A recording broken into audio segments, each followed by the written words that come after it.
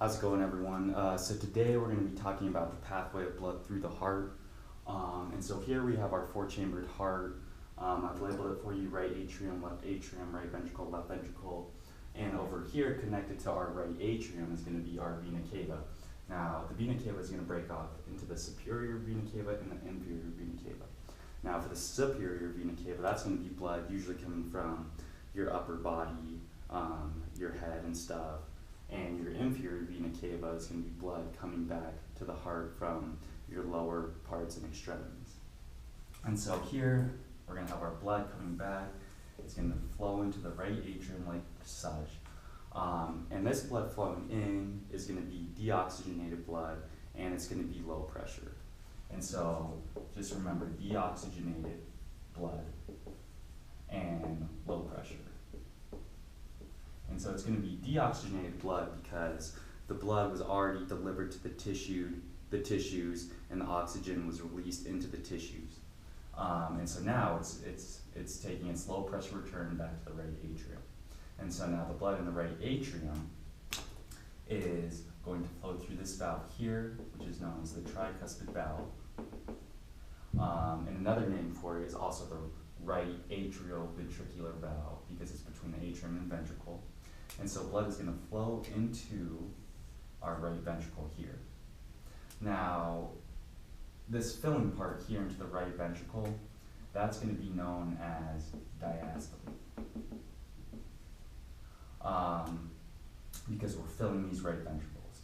So we have blood in the right ventricle, and this blood in the right ventricle is going to go through another valve here, and this valve here is going to be known as our pulmonary valve.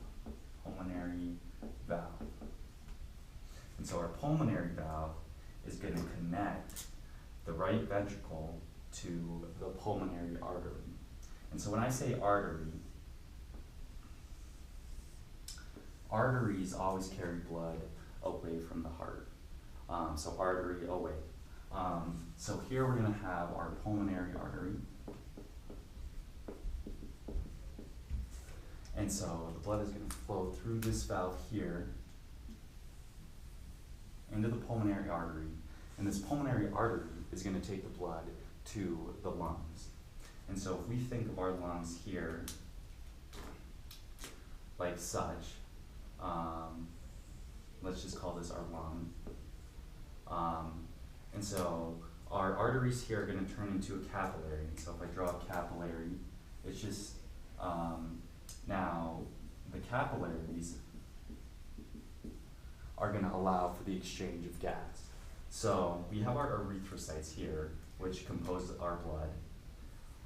And these erythrocytes here aren't going to be carrying any oxygen in them. However, there's going to be CO2, carbon dioxide.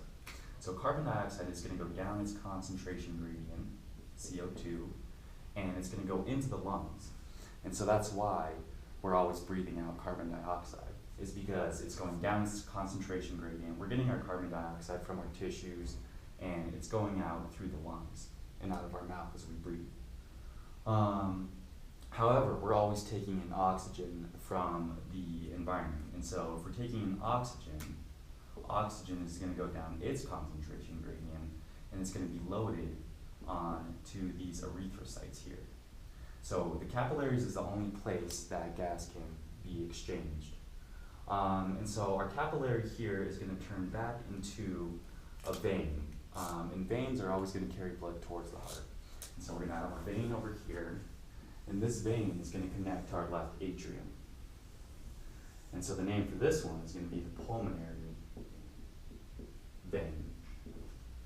And so this blood, which is now oxygenated, is going to flow into our left atrium.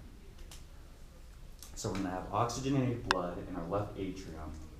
It's going to go through this valve here, and this valve is going to be known as the bicuspid valve.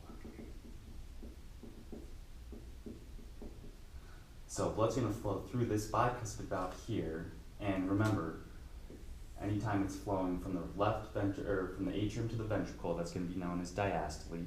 And so our blood's going to be filling up in here. And so when our blood fills up in there, and our brain says, hey, to our myocardium. And our myocardium is just going to be muscle surrounding our heart. And so this is going to be known as the myocardium. And it's going to be composed of sarcomeres, which look like this. And they're composed of actin and myosin. And so when the brain tells the myocardium, hey, it's time to contract, the myocardium is going to contract and it's going to squeeze this left ventricle, as well as the right one. But we'll talk about the left one for now. So it's going to squeeze this ventricle, and what that's going to do is it's going to push this blood, which is in the left ventricle, through this valve here, which is known as the aortic valve. And it's going to push that blood into the aorta. And so our aorta is going to be connected to our left ventricle. So we have our aorta here. And so when the myocardium contracts, that's going to push this blood through the aorta into the rest of the body. And so that's going to be the flow of blood through the heart. We're always going to have a low pressure return, and we're always going to have a high pressure output.